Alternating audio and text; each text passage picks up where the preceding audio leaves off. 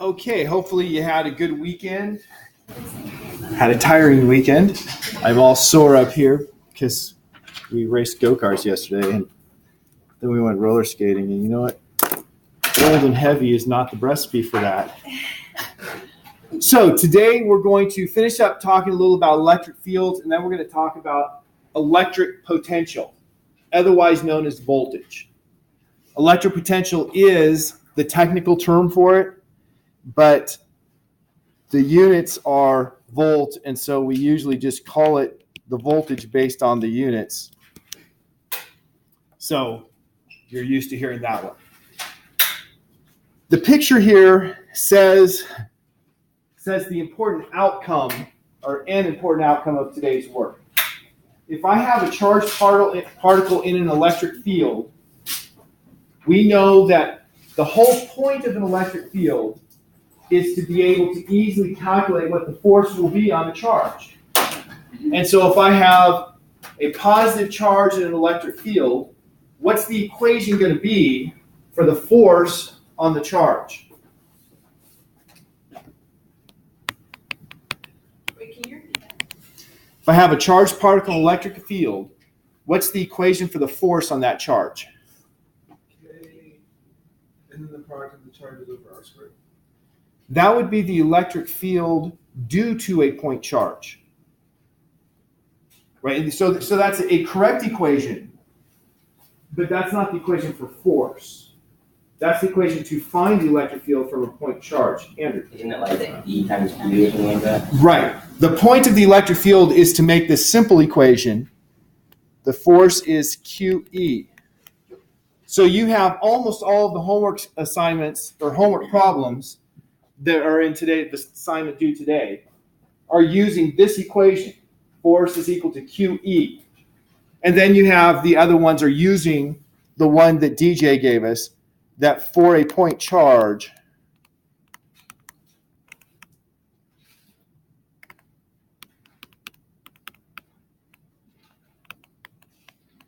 E is KQ over R squared. Leslie? So I was just confused because you said that electric potential and voltage are like the same thing. Yes. And then there's a question on homework that said a friend of yours tells you that electric potential and voltage are the same thing. Should you correct her? If so, how? So then, yeah, it pretty much said that electric potential is an energy per unit at a point in space, and the voltage is a difference in electric potential between 2 points in space. So then I was like, wait, what? So Yeah, it's the same thing. Oh.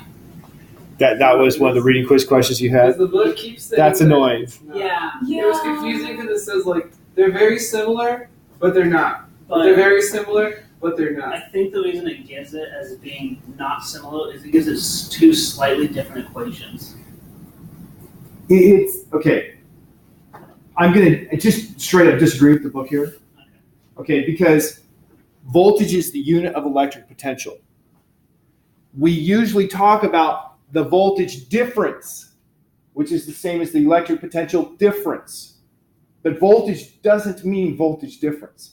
That sounds like what they're trying to say is that voltage means voltage difference, but it doesn't. I'm sorry about that. I skimmed over things because, who's got time to read the whole book? Hands? That's Hands? fine. No. Yeah. Okay. So back to the point I was making. Force on a charge is the charge magnitude times the electric field.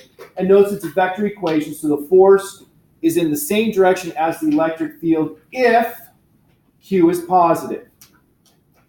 So in the picture on the left, I had a positive charge. Hence, the force vector is the same direction as the electric field lines. Notice the electric field lines, these green lines, are pointing to the right, and the force is pointing to the right.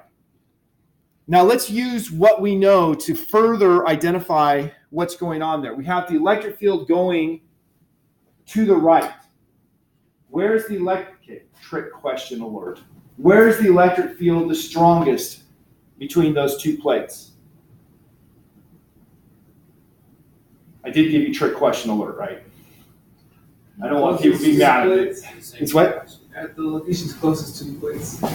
No. it is the same everywhere because the electric field strength can be read by the separation of those lines. And since the lines remain constantly separated throughout, then that means the electric field strength is constant throughout. And of course, I asked you the question, not to get you to say the wrong thing, but to make sure we understand these key points. So the electric field, and I say these key points, probably in your experience it will never come up as an important thing again. I have to admit that. But if you take something in electricity and you're looking at electric field lines, you need to be able to quickly interpret, just like we interpret graphs of motion. So we can look at this and say it's uniform electric field everywhere. Now, we do have what DJ said as far as the potential. We'll talk about potential by the end of the day. It's high potential at the positive charge, low potential at the negative charge. But that's potential, electric potential, not electric field. Yes? So if it wasn't uniform everywhere, would it be like pushing out somewhere? Like would one of the lines be up or down? Right. In fact, for a real capacitor, okay, capacitors usually the separation is much smaller than the size of the plates. And so we draw it like this. And of course, most people don't even know what I'm talking about when I say for capacitor. But when you get to the edge, so if this is the edge of a plate and not just cut out from the center, then you're definitely going to have the electric field lines doing what you said. The electric field lines are going to be going like this. And then you would say, aha, the separation is bigger at the top and bottom. So what is that telling you about the electric field strength? It's weaker. It's weaker, right? Because it's inversely proportional to the separation. Okay, looking at the picture on the right, what's different? The plates are exactly the same. The electric field is exactly the same. But we have a negative charge. Because it's a negative charge, that equation, force is equal to QE, has a negative, so that reverses the direction. So the force on the negative charge is in the opposite direction. Now I want to go further with this to get us to the idea of electric potential. If I have a force acting on an object, it can do work. So if that force was stationary initially and I let go, we know it's naturally going to move in the direction of the force because Newton's second law says acceleration is net force over mass. So it's going to move, and as it moves, we have force. Now in this case, it's a constant force, right? And we have a distance that it moved that's parallel to the force. And if we have a force times a distance parallel to the force, that's our definition of work. So this electric field will do work on the object as it goes from here to here. How big is that work going to be?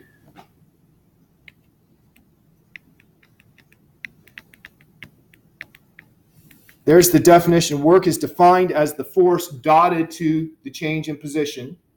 Dot means parallel parts. These are parallel, so I'm going to drop off the dot product to the next part.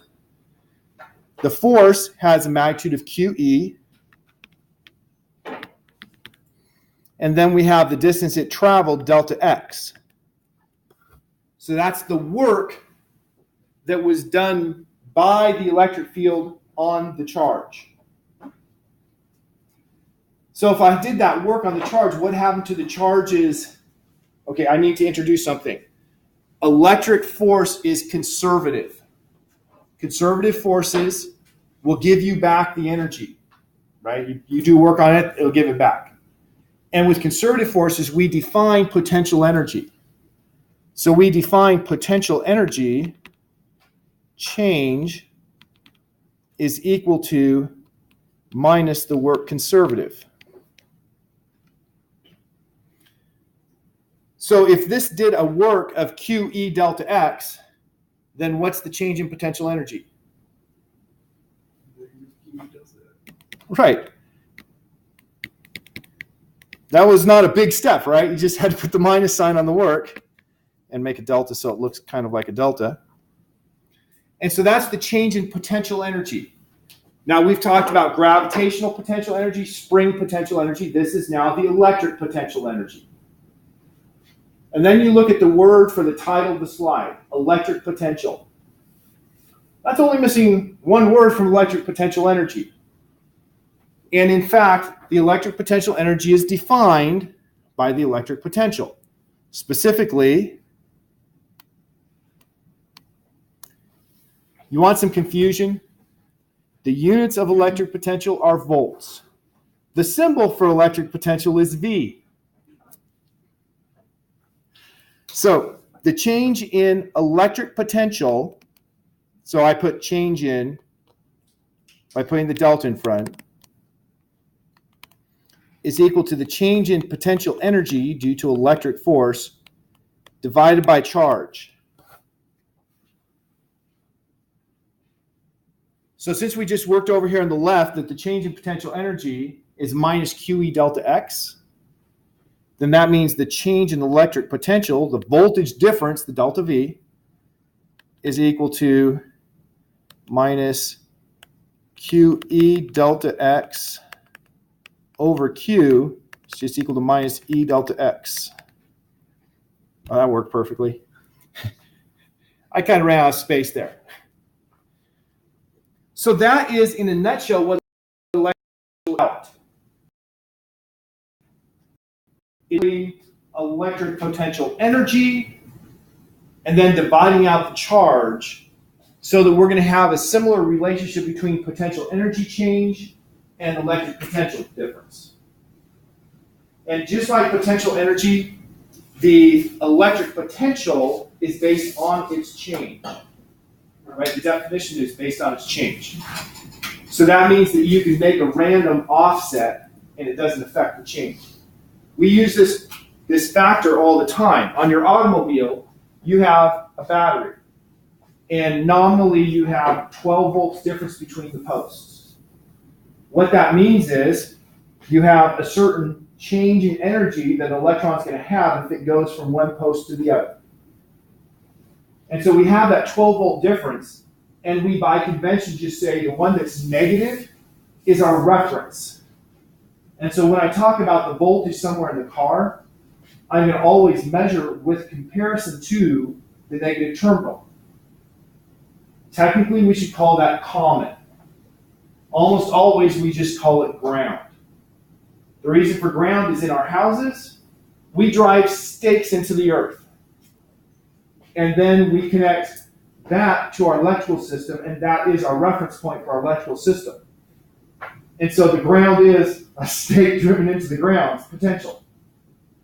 And so that, when we say something's grounded, that's what it means. You connected it to the earth. And common is a reference point that is not necessarily the ground. But we like the word ground because it's useful. And so on our car, we just say they're negative ground. That means the negative terminal is our reference point. Okay, let's get into the lecture now. Because, we've only spent 12 minutes on the first slide. Whoops, didn't mean to do that.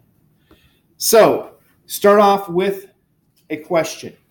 A thin metallic spherical shell of radius r carries a total charge q, which is positive. The charge is spread out evenly over the shell's outside surface. Okay, now it's a shell, it's hollow. Sketch the electric field lines in two different views of the situation. One, if the spherical shell is tiny and you're looking at it from a distant location. And two, if you're looking at the field inside the shell's cavity. Who's ready to do that?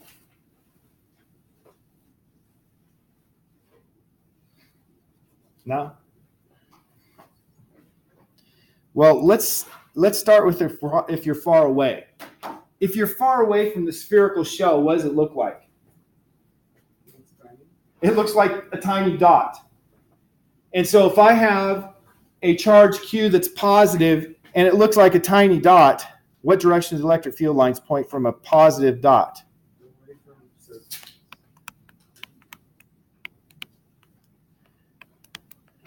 So there's our answer for A right there.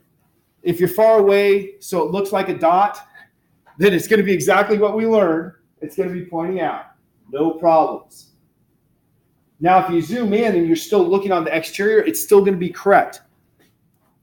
If you have a sphere and you're close, it's still going to have the electric fields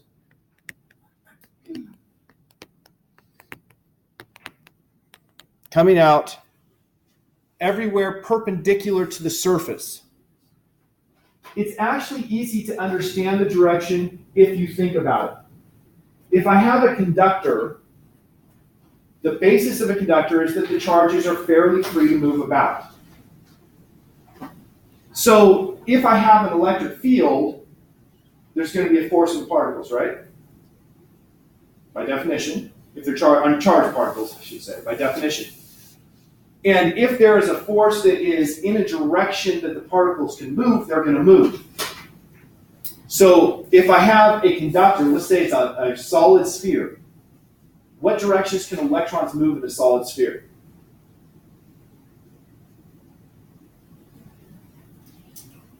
Up the surface? Well, anywhere in, well, I'm not sure exactly what your answer was, so I'm just going to give you the answer because I have to give it to clarify. The electrons can move anywhere in that solid, but they can't leave the solid. So what's going to happen is the electrons will move, which will change the electric field until you reach the point where anywhere except for on the surface, the electric field is zero.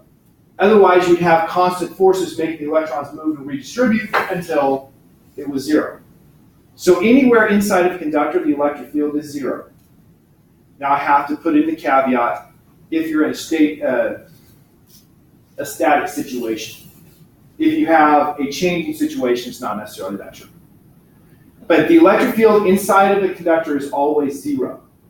Otherwise, you'd have the electrons move and redistribute themselves until you reach the case of electric field is zero. On the surface, the electric fields could move parallel to the surface, but not in the direction normal to the surface. So the electrons are going to move themselves about until you reach the situation where the electric field is only creating a force that would make the electrons go off the surface. And so what direction would the electric field have to be if it was going to be a force that makes the electrons move off the surface? Out.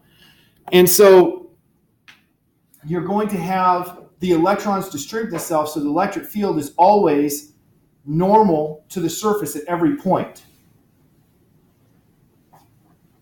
So then we can look, if you're looking at the field from inside the shell's cavity, what's the electric field going to be inside the shell's cavity based on what I just said? It's going to be zero because the electrons will have moved about to make it so the electric field is zero inside the conductor, which will make it zero inside of the shell as well, unless you had another charge inside, which we didn't in this case. So here's a picture looking from outside a distance. The picture looking at inside. This here, if you had a charge at the center, what kind of charge would it be for the electric field lines to be going into it? Negative. So if you had, got to change the color here. If you had a negative charge in here, it would look like this picture. But if there's no charge in there, it's just going to be zero. That's the whole idea, by the way, of a Faraday cage. You guys seen pictures of like Nikola Tesla in the middle of this big cage? It kind of looks like a bird cage with electrical arcs everywhere, and he's sitting there working at a table. It's a pretty famous picture.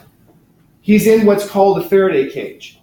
It's not a solid steel cage, but you have the metal close enough that it's acting like this shell. And so it's making so the electric field inside of the cage is zero, regardless of what's going on outside. And so he's perfectly fine inside. So let's suppose you have a metal car and there's lightning all about. If you're in a metal car, you're perfectly safe inside. Because lightning can hit your metal car, it can melt your tires, but it's not going to give you a charge. So that's good to know, right? Now, there was kind of a humorous thing on ER where they had a down power line on an ambulance. And you guys think TV show ER is, you guys too ER for that? A little bit. Well, Noah Wiley's character, the young reckless intern, wants to get to that patient who's dying in that rig. And so, having taken physics, because we know physicians have to take this class, he gets back and then jumps and leaps into the back of the rig. It is much safer. Not perfectly safe, but it's much safer. Because if he had stepped in, he would have had his body as a bridge between the power line and the ground. And so then he would have had electricity going through his body. Not good, right? Jumping in, he never had that bridge, but he did have going from this charge state to an alternating charge state. So you could have had an initial zap, but it would have been just one zap versus continuous. So it is much safer. Still not safe. Let's say, hey, I'm going to jump up and grab the high voltage line. It'll be safe. I saw it on ER. Those are enough to blow your head off. Those are enough to blow your head off. I don't want to speculate. I've not thought about it. And I don't want to think about it, honestly. You get shocked. You get shocked once your head blows. The people who work on high voltage lines, not 120 volts, but like 33 or 300,000 volt lines, they wear conducting suits, and they take that suit. Well, they take that suit. They get in the suit, and then they're lifted up slowly to the wires, slowly, so that their suit can, have charge accumulate as they get closer. And then they have a safety line that they latch onto that high voltage line. And then their whole suit is hot. If somebody touches the suit, they're getting blown to shreds. But they're inside the suit, and they're safe. And they're at the same potential as the wire, so they just work on the wire when it's not hot. And it seems crazy, right? But in theory, it's perfectly safe. Just don't have somebody say, here's something funny. I'm going to take this wire and go up and touch them, All right, let's move on. We have talked about this equation, by the way. You're going to use that on, the first and last problems in the homework assignment, or maybe it's the first and the fourth. I don't know. You're going to use that exact equation on two of them. That is, you have a particle that is in an electric field. And so it feels a force of QE because it's in the electric field. But Newton's second law says the net force is mass times acceleration. And so that being the net force, you just have mass times acceleration is equal to QE. What's the acceleration? Divide both sides by mass. And so that's exactly what you're using on two of those homework problems to be able to calculate the acceleration on a particle. And what kinds of accelerations do you have for fairly low electric fields? If it's an electron or proton, they're really high accelerations. You're going to get answers that are over 1 billion meters per second squared. So we have very high accelerations when we deal with these small mass particles. We will. The electric field between two parallel plates is given by this equation. When we learn Gauss's law, we'll learn how to derive that, at least in the 252 class. Going to move on for now and talk about, no, skip that. Who cares? Here's a question that is a good one to think about. What direction will a free charge, I didn't say free there, but I should have. A free charge always move. So let's just look at each one and give me a yes or no. Does a free charge always move toward higher energy? Yes. I got competing answers. And then I have the one in the middle. Well, sometimes. Let us say that it starts at rest, so there's no sometimes. If we have a charge that is initially at rest, is it going to naturally move to higher or lower? And I should have said potential energy, not just energy. Is it going to naturally move to higher or lower potential energy? Lower.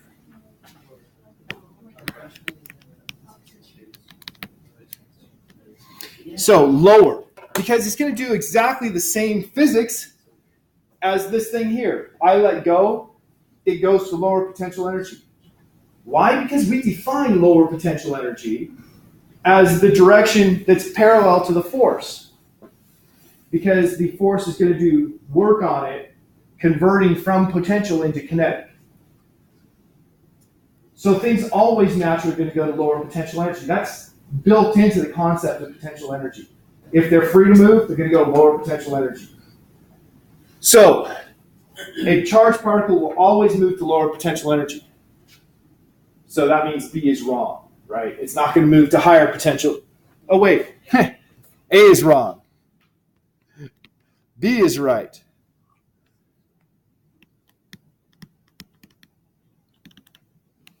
It's always going to move to lower potential energy. And then we have the same fundamental question, but it has voltage. Will a particle move to higher or lower voltage?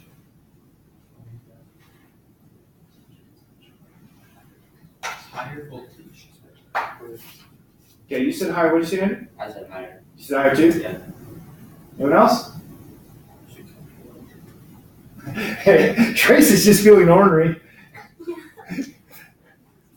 It depends on the charge. Because the voltage, the electric potential, has to do with the electric field and the charge, and a negative charge, to go to a lower potential energy, it has to go to a more positive situation, to higher potential. A positive charge go to a lower potential energy, a negative electric potential, a lower. And so this one here depends on the charge. A positive charge would be D. A negative charge would be C. So both the ornery and the non-ornery students can claim correctness here.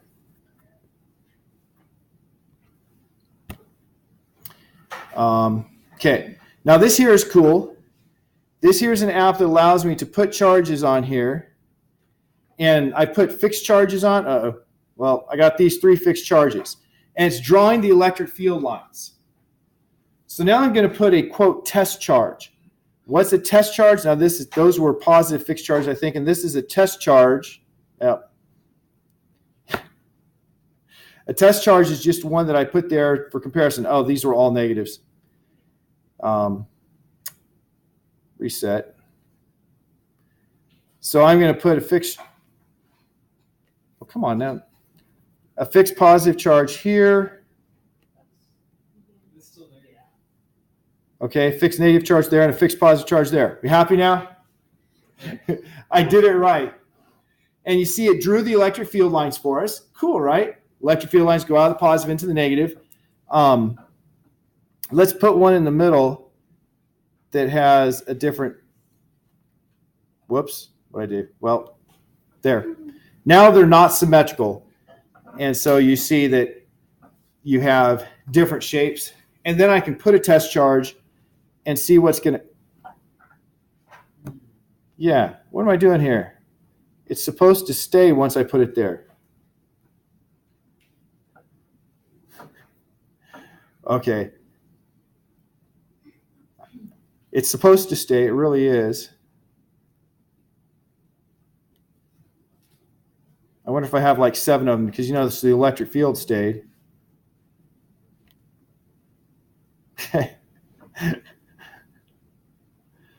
Oh well, I'm going to go to the presets. That way it'll do cool stuff. So here it's showing 2 equal charges, and it's making the electron and positive charge oscillate, which is cool. Or orbit, it says, but here's an interesting scenario. You can control the charge's motion by controlling the forces by setting up the electric field with these charges. Eventually, it'll stay. But it was seemingly random. One thing I want you to notice is that it's here, if you look at its motion is not the same direction as the electric fields. Why is the motion not the same direction as the electric field?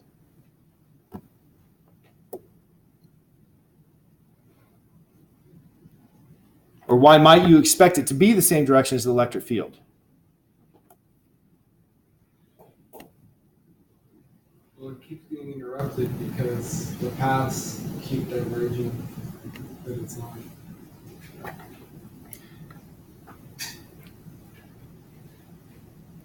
Because they're all bending in the middle. Okay. going to go to this one. We haven't done this one yet. Here they're oscillating. That one's not special. The electric fields tell us the direction of the force. So that tells us the direction of the acceleration. But of course, if it's moving, the velocity is not going to have to be the same direction as the acceleration. So that's why the direction of motion doesn't match the electric field lines, but it's going to change toward them in all cases. Okay, so that's fun. Stop. I'm sure there's a way for me to move on to the next slide. I'm sure there is. There we go. It's a problem with having animations. Here we have the derivation that I did on the first page. The change in potential energy for a charged particle in an electric field. And I put the calculus versions in there, the two middle ones. For people in non-calculus, instead of integral of f dot dx, you just have f times delta or dot delta x. And since f is QE, this is just a substitution for f. So we have the change in potential energy. Notice this time I was a little more careful. I put electric field parallel to delta x. How is the potential energy going to change if you move a particle in a direction perpendicular to the electric field?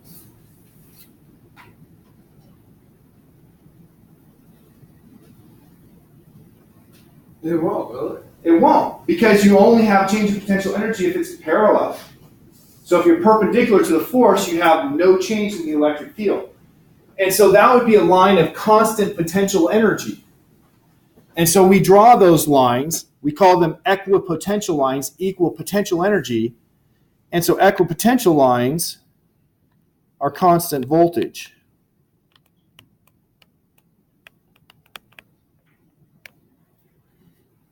And they're always perpendicular to the electric field lines. So if I had the electric field line going like this, what would my equipotential? Well, that was perfectly straight. I got to change color. Oh, brother. Change that to green. So if the electric field lines are going like this, then what's my equipotential line going to look like that goes like this?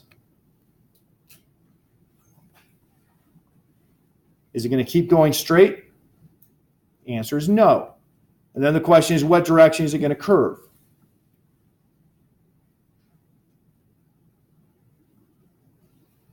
What's the rule about the direction of the equipotential line? It's perpendicular. So here it's going to have to cross something like that. Here it's going to have to cross something like that. So it's going to curve. Now I put an arrow on here to indicate continuation. It doesn't have direction. There's no direction on an equipotential line because potential energy is not a vector. It doesn't have a direction. So that equipotential line is just indicating this is a line with constant electric potential, constant voltage. And so that line might be at, plus 50 volts. And then you have another one here that's like plus 25 volts. Another one here that's, 0 volts. You have different electric potentials for them. Now, I haven't gotten to the unit of voltage yet. I think we already, we did. For a point charge, we learned that the electric field for a point charge is KQ over R squared. And it's either pointing into a negative charge or out of a positive charge. So the electric potential turns out to be V is equal to KQ over R. That comes from doing calculus. Just like when we talked about potential energy with gravity, you actually have to do calculus to get the equation for potential energy. But the electric potential, the voltage, due to a point charge, is KQ over R. It's going to be positive if it's a positive charge, negative if it's a negative charge. And so equipotential lines that have constant voltage, are going to have constant radius. So we could go back, oh boy. There we go. Go way back. We could go here, well here. If I want to draw an equipotential line, it has to be perpendicular to the electric field at all points. And so it's going to form a circle of constant radius. That's a circle of constant radius. Got it? Okay. Because my artistry, not so much. Watch this. Ha. Here is the calculation for potential energy showing you the calculus. You're not going to be held accountable to the calculus unless you're in the Physics 252 class. So what you need to know is that using this force, you end up with a potential energy function of K Q1 Q2 over R. Now that's potential energy. So if I have two charges, I can calculate the potential energy between the two charges using that calculation. And here's another trick question. This is my second trick question of the day. If I have two particles, like let's say I have an electron and a proton. This would be a hydrogen atom probably if they're bound together. The potential energy, which particle has the potential energy?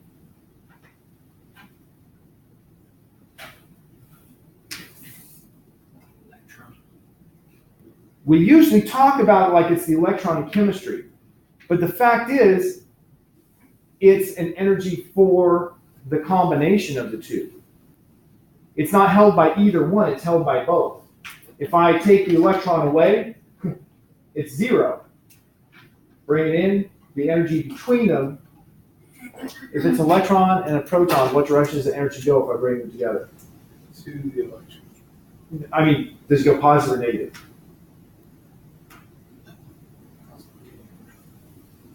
Negative. Negative. Why is it negative? You're right, Ryan. Why is it negative? It's going from the positive to the negative.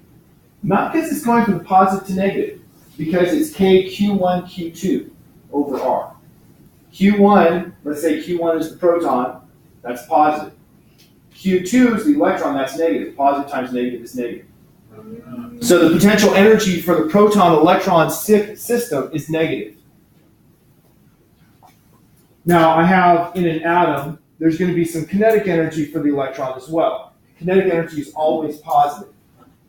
If the kinetic energy is equal in magnitude to the potential energy, then what would the total energy be? Zero. Zero. In that case, the electron is free to leave. If the energy is negative, the electron is not free to leave. It's going to be bound to the proton. So when we talk about ionization of an atom, what we're talking about is giving the electron enough energy so that its total energy comes up to zero.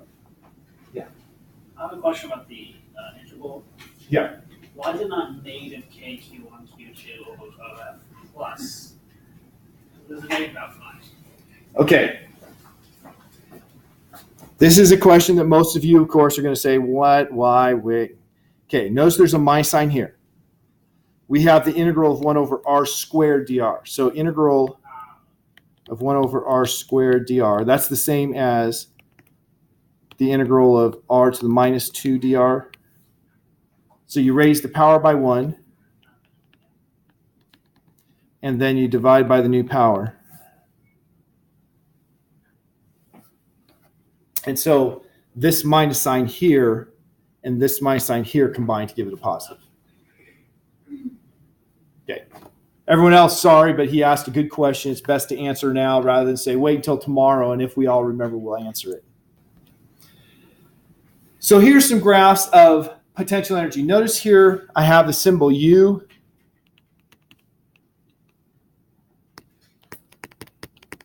U is the more standard simple symbol for potential energy. But I believe in this class we've been using PE throughout, correct? So just add that there for your convenience. Gravitational potential is always negative. Why? Because gravity is always attractive. Electric potential will be negative if I have two charges of opposite signs. For instance, the proton and the electron. If they're the same sign, then it would be positive. So the fact that electric charge is bipolar, whereas gravitational charge is unipolar, means that we have two different options. In both cases, the potential energy is infinite as R equals 0. The reason for that is real simple. If you divide by 0, you have infinity. If R approaches infinity, the potential energy approaches 0, because if you divide by infinity, you approach 0. So the potential energy at a charge is always going to be, if I have two charges that are exactly on top of each other, their potential energy is going to be infinite. But of course, can we make two charges share the same space? No. So that's not a real outcome. And then as you go farther away, it goes towards 0. Here's the picture to go along with the first lab, where we talked about lightning and thunderstorms. And so here, we've already talked about everybody have this in their head, but you have charge on the bottom of a cloud that's negative, charge on the top of a cloud that's positive. What creates the charge separation there? Not the weight by itself. What'd you say, DJ? Not the sun either. You guys talked about, you have in the cloud, you have ice and water. As you have things falling through that, it's the same as rubbing the balloon on your hair. You have charge transfer between them. So that you gain electrons for the downward flowing things, and you get a negative charge at the bottom. And because you took electrons from the top has a positive charge. Notice the top is a bigger charge there. It's not symmetric. The distribution, do you have a question, Madison? No, okay. The distribution is not symmetric. The vast majority of lightning strikes are either lightning strikes within a single cloud, or going from one cloud to another. But notice this negative charge at the bottom of the cloud is going to suppress electrons in the Earth. So the electrons in the Earth get pushed down here. Perfect. Making the surface positively charged. So you have that positively charged surface, and that positively charged surface then can have a lightning arc to the cloud. So that's what your traditional lightning strikes that hit the ground are.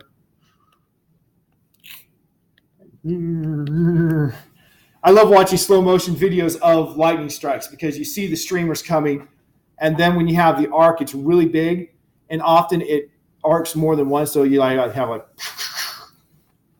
don't know if you guys seen it, but it's worth watching. Okay, so question.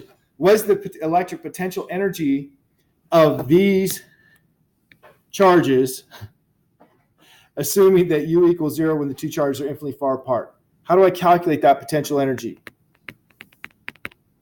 I'll write the equation because you may not have it memorized. So what's this going to be? Not 0, because 1's plus 15, 1's minus 20. And R is 8 kilometers. R isn't squared in those? No. For potential energy, it's not squared. For electric field or for force, it was squared. That's an important distinction because the equations look exactly the same, except for that. Yeah. The Q's are the absolute values here too? Or? No, they're not actually. So we have 8.9876.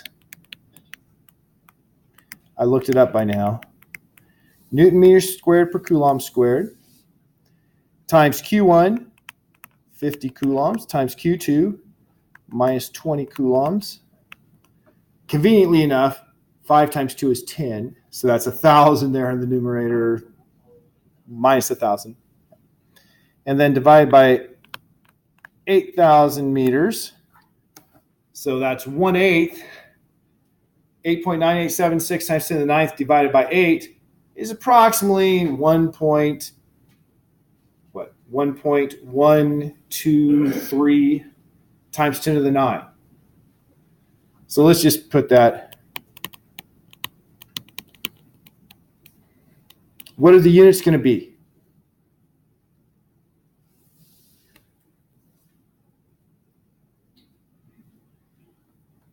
Okay, I had one person who did the math. C squared will cancel with those two C's. M will cancel with one of those, so it leaves me Newton meters. And a Newton meter is more simply a joule. Is it still to the 9th? Yeah, it's still to the 9th, yeah. So that's a pretty big amount of energy, right? 1 billion joules. And so, an arc between there, if it were to dissipate all of that charge, it'd be a fair amount of energy. And so there's a fair amount of energy that's required to separate that charge because the energy can't come from nowhere. Where's that energy come from? Based on, remember I said it's caused by falling material, rubbing? Gravity. That energy came from converting gravitational energy through the friction. Now, what if you have 3 charges instead of 2 charges? With 2 charges, it's one calculation. And I said the energy is shared between the 2 charges. If I have 3 charges, I have to calculate the potential energy between each pair. So with 3 charges, I have 1 and 2, 2 and 3, and 1 and 3. I have 3 pairs. So the potential energy if I have 3 charges is going to be the sum of what I get with each pair. And notice I have R12, R13, and R23, the separations between each pair. What holds this energy?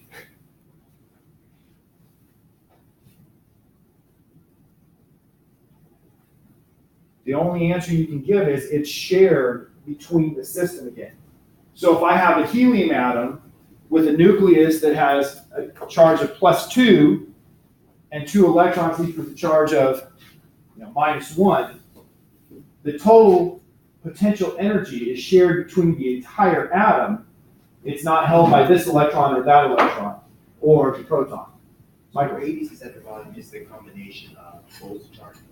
The radius is the separation between the 2 indicated with the indices. Okay. So R12 is the distance between particle 1 and particle 2.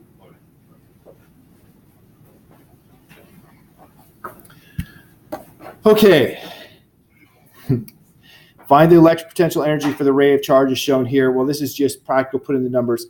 I actually want to jump to getting the units and then looking at a homework problem just to make sure that this part's clear. So the units, a volt is calculated as electric potential, delta V, is change in potential energy over charge. What are the units for potential energy? Joules. And what are the units for charge? Coulombs. So the unit for a volt is a joule per coulomb. Now with that, we can also rewrite the units for electric field, but I'll bring that up next class period. I'm just going to go to here and make a blank page and work on that for the last thing. So I think it's your second homework problem. You have on the x-axis at 0, you have a positive charge.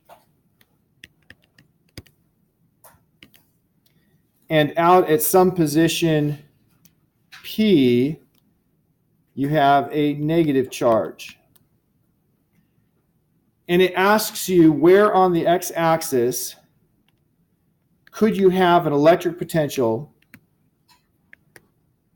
or electric field, excuse me, of 0.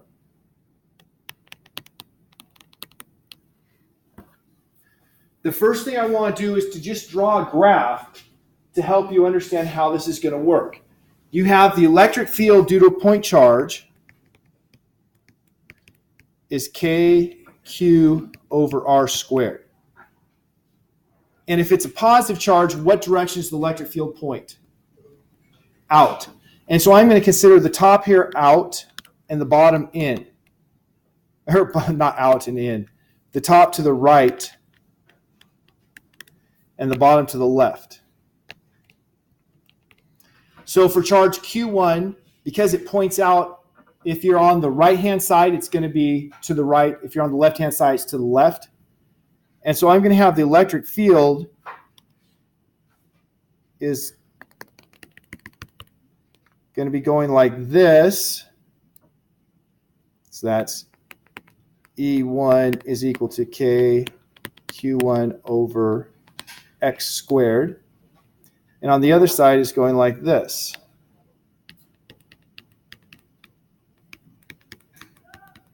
Just writing the magnitude there. Then for the second one, it has a negative charge, and in the problem, it's a much lower negative charge. So if I draw another line here, for negative charge, the electric field lines point which way, in or out? In. And so in means that on the right-hand side, it's pointing to the left. So on the right-hand side, it's going to be going like this. That went down too quickly. And on the other side, it's going like this. Okay.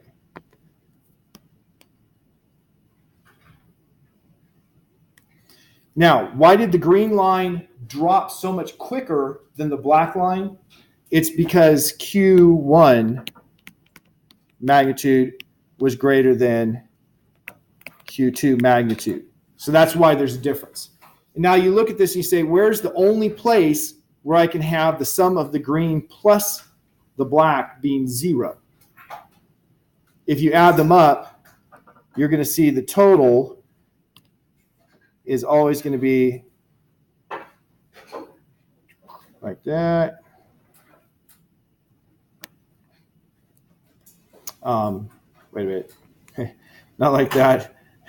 2 positives is never a negative. And it's got to be above that. It's going to be something like this there.